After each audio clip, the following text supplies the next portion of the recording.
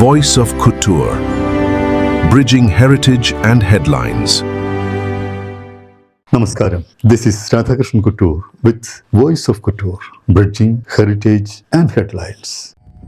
Sri Rama Rama Rama Sri Ramachandra Jaya Sri Rama Rama Rama Sri Ramabhadra Jaya Sri Rama Rama Rama Sita Abhirama Jaya Sri Rama Rama Rama ലോകാഭിരാമ Jaya. പക്ഷേ അധ്യാത്മരാമായണത്തിൽ മന്ധര ഒരു ഏഷണിക്കാരിയല്ല. വിശ്വമംഗളത്തിനു വേണ്ടി പ്രവർത്തിക്കുന്ന ഒരു നല്ല വൃദ്ധയായിട്ട്, ഒരു കൂനിയായിട്ടാണ് അവിടെ പ്രത്യക്ഷപ്പെടുന്നത്. അമ്മയില്ലാത്ത സ്ഥാനത്ത് ഈ മന്ധര എന്ന ദാസിയാണ് ഈ കുഞ്ഞിനെ വളർത്തിയതും വലുതാക്കിയതുമെല്ലാം. അവിടെ വെച്ച് തന്നെ മന്ധര തീരുമാനിക്കും അഭിഷേകം നടക്കുന്നു ഒന്ന് കാണണം. അഭിഷേകം നടത്തത്തില്ല. നമസ്കാരം. രാമായണ പൊരുൾ തേടിയുള്ള നമ്മുടെ ഇന്നത്തെ യാത്രയിൽ നമ്മൾ പരിചയപ്പെടാൻ പോകുന്നത് അസൂയയുടെയും കൗശലത്തിൻ്റെയും കാപട്യത്തിൻ്റെയും ഒക്കെ പ്രതീകമെന്ന് വിശേഷിപ്പിക്കപ്പെടുന്ന മന്ധരയെയാണ്. മന്ധരയെ നമുക്ക് പരിചയപ്പെടുത്തുവാൻ എത്തിയിട്ടുള്ളത് പരുമല ദേവസ്വം ബോർഡ് കോളേജിലെ ഹിന്ദി അധ്യാപികയായിരുന്ന പ്രൊഫസർ ബി പത്മകുമാരിയാണ്. പത്മകുമാരി ടീച്ചറിനെ നമുക്ക് വോയിസ് ഓഫ് കുറ്റൂരിൻ്റെ ഈ പ്ലാറ്റ്ഫോമിലേക്ക് ഹാർദവമായി സ്വാഗതം ചെയ്യാം. നമസ്കാരം ടീച്ചർ.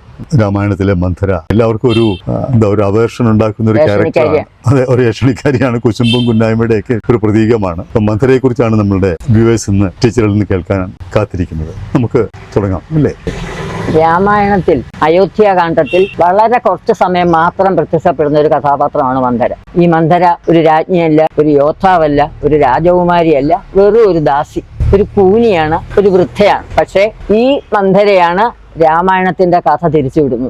ഈ മന്ധര ഇല്ലെങ്കിൽ രാമായണത്തിൽ രാമന് വനവാസമില്ല, രാവണവധമില്ല, ഹനുമാൻ സ്വാമിയെ നമുക്ക് കാണാൻ കിട്ടത്തില്ല, രാമരാജ്യം ഇല്ല. അങ്ങനെ നോക്കുമ്പോൾ ഈ മന്ധര വെറും ഒരു ഏഷണിക്കാരി മന്ധരയല്ല, രാമായണത്തിലെ ഒട്ടും അപ്രധാനമല്ലാത്ത ഒരു കഥാപാത്രമായിട്ട് എടുക്കാം. ഇനിയും ഈ മന്ധര ആരായിരുന്നു എന്ന് നമുക്കറിയാം. കേകയത്തിലെ അശ്വപതി എന്ന രാജാവ്, ആ രാജാവിന് എല്ലാ പ്രാണികളും പക്ഷിമൃഗാദികളും ഒക്കെ സംസാരിക്കുന്ന ഭാഷ വശമായിരുന്നു. ഒരു ദിവസം ഈ രാജാവ് 2 ഉറുമ്പുകൾ സംസാരിക്കുന്ന കേട്ടിട്ട് ചിരിച്ചു. രാജ്ഞിക്ക് ഈ ചിരിച്ച കാരണം അറിയണം. രാജാവ് പറഞ്ഞു, ഈ ഉറുമ്പുകളുടെ സംസാരം കൊണ്ടാണ് ചിരിച്ചത്, പക്ഷെ അത് പറഞ്ഞാൽ എന്റെ തല പൊട്ടിത്തെറിക്കും. രാജ്ഞിക്ക് തല പൊട്ടിത്തെറിച്ചാലും വേണ്ടിയില്ല, കാര്യം അറിയണം. അങ്ങനെ വാശി പിടിക്കുന്നു. ആ വാശിയിൽ ആ രാജ്ഞിക്ക് ആ കൊട്ടാരവും രാജാവിനെ ഒക്കെ ഉപേക്ഷിച്ച് പോകേണ്ടതായിട്ട് വരും. അന്ന് അവർക്ക് 5 വയസ്സുള്ള ഒരു പെൺകുട്ടി ഉണ്ടായിരുന്നു. അതാണ് കൈകേയി. അമ്മയില്ലാത്ത സ്ഥാനത്ത് ഈ മന്ധര എന്ന ദാസിയാണ് ഈ കുഞ്ഞിനെ വളർത്തിയതും വലുതാക്കിയതുമെല്ലാം. വേണ്ട ഉപദേശങ്ങൾ കൊടുത്തതും, വിവാഹം കഴിഞ്ഞു പോകുമ്പോൾ ഭർത്താവിന്റെ വീട്ടിൽ ചെന്ന് എങ്ങനെ പെരുമാറണം, ഇങ്ങനെയുള്ള എല്ലാ പാഠങ്ങളും ഒരു പെൺകുട്ടിക്ക് കൊടുക്കേണ്ട നല്ല പാഠങ്ങളെല്ലാം മന്ധരയാണ് പറഞ്ഞു കൊടുക്കുന്നത്. അതുകൊണ്ട് വിവാഹം കഴിഞ്ഞു പോരുമ്പോൾ മന്ധരയെ കൂടെ കൈകേയിയുടെ കൂടെ അയോധ്യയിലേക്ക് വിടുന്നു. ഇന്ന് കൈകേയി അയോധ്യയിലെ രാജ്ഞിയാണ്. പക്ഷെ മന്ധരയ്ക്ക് ഇന്നും 5 വയസ്സുകാരി പെൺകുട്ടിയാണ്. ഇടയ്ക്കിടയ്ക്ക് ശാസിക്കും, ഉപദേശിക്കും, വഴക്കു പറയും, തിരുത്തി കൊടുക്കും. അങ്ങനെ കൈകേയിയുടെ കാര്യങ്ങളെല്ലാം ശ്രദ്ധിച്ച് കൊട്ടാരത്തിൽ കഴിയുകയാണ്. അങ്ങനെ ഇരിക്കുമ്പോൾ ഒരു ദിവസം ഈ മന്ധര രാജവീഥിയിൽ കൂടി നടന്ന് കൈകേയിയുടെ അന്തഃപുരത്തിലേക്ക് വരികയാണ്. അപ്പൊ നോക്കുമ്പോൾ വഴിയിലെല്ലാം രാജവീഥികളെല്ലാം അലങ്കരിച്ചിരിക്കുന്നു. തോരണങ്ങളും എല്ലാം ഒത്തിരി അലങ്കാരങ്ങളൊക്കെ ചെയ്യുന്നു. സേവകന്മാരെല്ലാം നല്ല സന്തോഷത്തില്. ഇതിന് കാരണം എന്താണെന്ന് മന്ധരയ്ക്ക് പിടികിട്ടുന്നില്ല. മന്ധര ഒരു സേവകനോട് ചോദിക്കും, എന്താണ് നിങ്ങൾക്കൊക്കെ ഇത്ര സന്തോഷം? അപ്പൊ ആ സേവകൻ പറയും, അയ്യോ നമ്മുടെ രാമകുമാരന്റെ അഭിഷേകം ഇല്ലയോ നാളെ. മന്ധരയ്ക്ക് ഇത് കേട്ടിട്ട് ആകെ ഒരു ഷോക്കായി. മന്ധര ഇതുവരെ അറിഞ്ഞിട്ടില്ല ഒരു സംഭവം നടക്കാൻ പോകുന്നു. കൊട്ടാരത്തിൽ ആരും അറിഞ്ഞിട്ടില്ല. ദശരഥൻ അത് ഭരതനെയൊക്കെ കേകയ രാജ്യത്തിലേക്ക് വിട്ടിട്ട് രഹസ്യമായിട്ടാണ് ചെയ്യുന്നത്, തീരുമാനിക്കുന്നത്. അപ്പൊ കൈകേയും അറിഞ്ഞിട്ടില്ല. അവിടെ വെച്ച് തന്നെ മന്ധര തീരുമാനിക്കും അഭിഷേകം നടക്കുന്നു ഒന്ന് കാണണം. അഭിഷേകം നടത്തത്തില്ല. ആ ഭാവത്തോടു കൂടി തന്നെ മന്ധര നേരെ കൈകേയിയുടെ അന്തഃപുരത്തിൽ വന്നു. ആദ്യം ഈ വാർത്ത പറയുന്നു, നാളെ രാമന്റെ അഭിഷേകമല്ലേ. കേൾക്കുമ്പോൾ കൈകേയിക്ക് നല്ല സന്തോഷം. എന്റെ രാമകുമാരന്റെ അഭിഷേകമാണോ എന്നൊക്കെ ചോദിച്ച് വളരെ സന്തോഷമാണ് പ്രകടിപ്പിക്കുന്നത്. മന്ധരയ്ക്ക് അത് തീരെ പിടിച്ചില്ല. മന്ധര പ്രതീക്ഷിക്കുന്നത് കൈകേയി ഇതിനെ എതിർക്കുമെന്നാണ്. അപ്പൊ മന്ധര അവിടാണ് മന്ധരയുടെ ജോലി തുടങ്ങുന്നത്.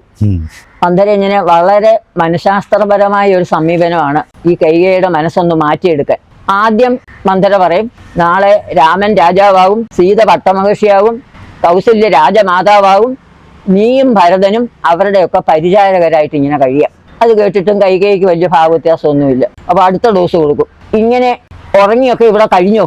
നാളെ കൗസല്യയുടെയും രാമന്റെയും ഒക്കെ ദാസന്മാരാകാൻ പോവുകയാണ്. ഇതിനാണോ ഞാൻ നിന്നെ ഇങ്ങനെ ഇത്രയും കൊഞ്ചിച്ച് ഇത്രയും ലാളിച്ചൊക്കെ വളർത്തിയത്? ഞാൻ നിന്റെ അച്ഛനോട് എന്തോ പറയും? അവിടെയും കൈകേയി വീഴുന്നില്ല. അപ്പൊ അടുത്ത ബ്രഹ്മാസ്ത്രം തന്നെ പ്രയോഗിക്കുകയാണ്. നിനക്കറിയില്ല, ഈ അധികാരം എന്ന് പറയുന്നത് ഒരു ലഹരിയാണ്. ആ ലഹരി തലയ്ക്ക് പിടിച്ചു കഴിഞ്ഞാൽ പിന്നെ കുടുംബവും ഇല്ല, സഹോദരങ്ങളും ഇല്ല, മാതാപിതാക്കളും ഇല്ല, ബന്ധങ്ങളും ഇല്ലാതാകും. നോക്കൂ, നാളെ രാമൻ രാജാവായി കഴിഞ്ഞാൽ ആദ്യം ചെയ്യുന്നത് ഭരതനെയും ശത്രുഘ്നെയും നാടുകടത്തുകയായിരിക്കും. എന്റെ ഭരതകുമാരൻ കാട്ടിലൊക്കെ ഇങ്ങനെ അനാഥനായിട്ട് അലഞ്ഞു നടക്കുന്ന രംഗം എനിക്ക് ഓർക്കാൻ വയ്യ.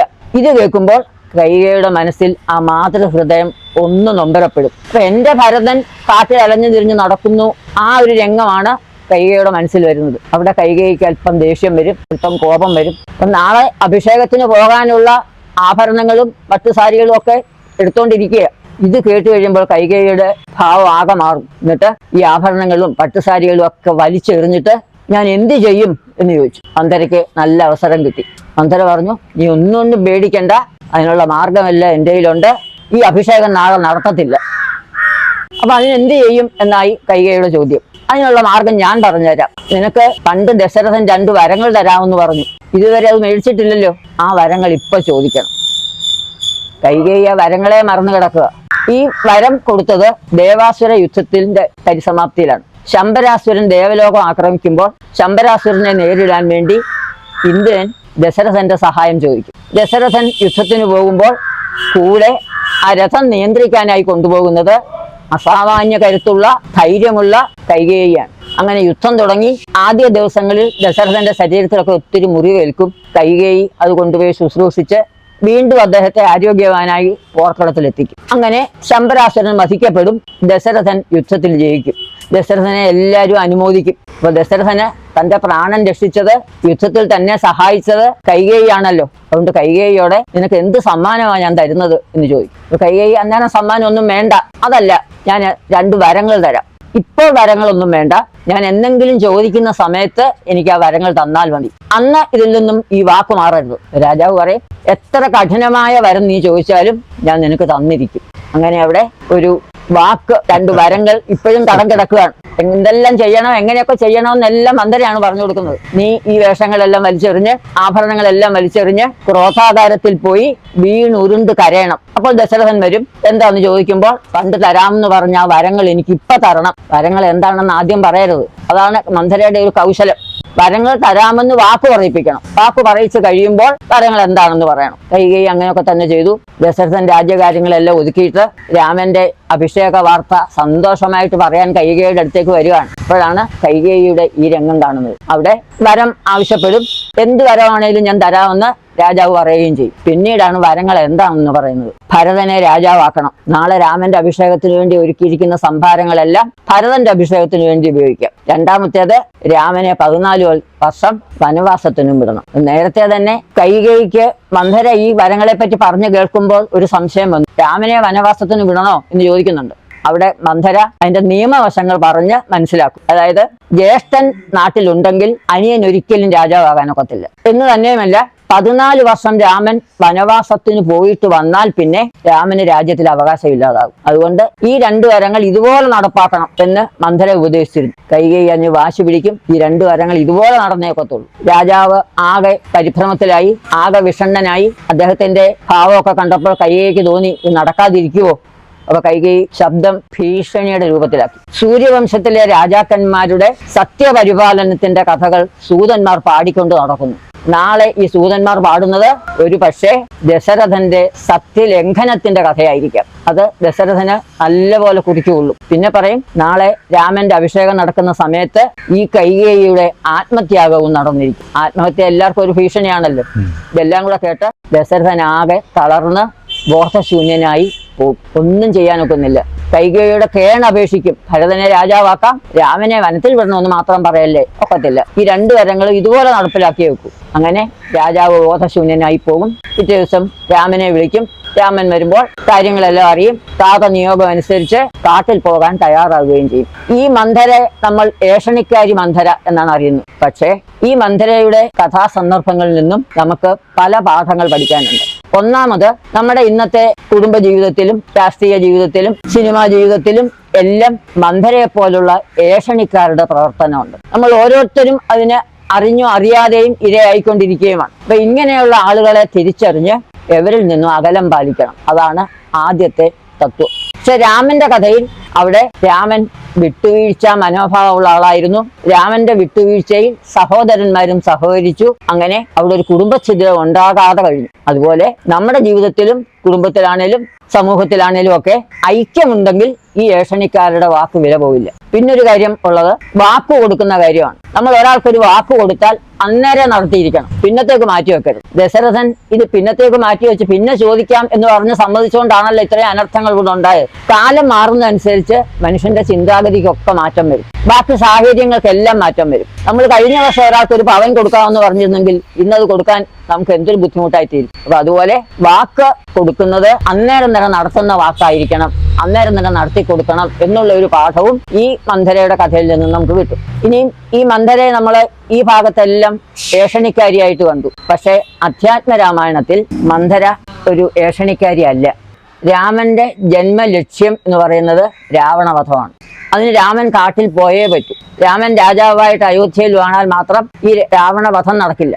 അപ്പൊ അതിനുവേണ്ടി ദേവതകൾ വാണീദേവിയോട് അഭ്യർത്ഥിച്ച് വാണീദേവി വന്ന് മന്ധരയുടെ നാക്കിൽ വിളയാടി ഇത് മന്ധരയെ കൊണ്ട് ഈ കാര്യങ്ങൾ പറയിപ്പിക്കുകയാണ്.